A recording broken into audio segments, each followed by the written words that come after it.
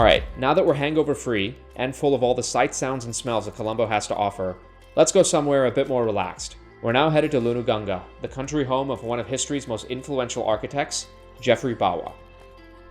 Geoffrey Bawa was a burgher, which is to say he was a racial mix of European and Sri Lankan.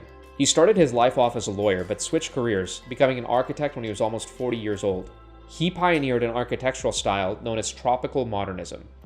High-end architecture in the tropics was previously just European architecture, but moved to a tropical climate. The buildings were closed off and stuffy because they were really intended for a much colder climate. But Bawa, he changed the game. He used local building materials and open floor plans, and tried to integrate natural landscapes into the structures. His buildings allowed light and breeze to flow through, and showed off local plants and trees. He designed a lot of luxury hotels that populate Sri Lanka, including the famous Kandalama Hotel.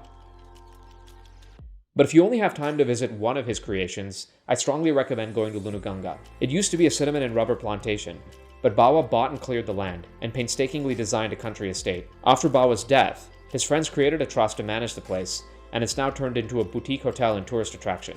I recommend taking the guided group tour, there are a couple of these that leave every day, and having lunch on the veranda afterwards, looking out on the garden below. These are the vibes.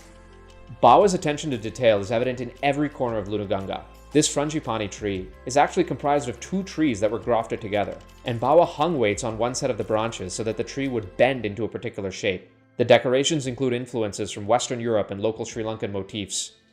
Bawa would spend a lot of time in Italy. He hung different bells around the property so that if he needed something, his servants would know exactly where to find him, just by the sound that that particular bell made. The property also has modern sculptures and modern art, including some prototypes of designs that Bawa himself created.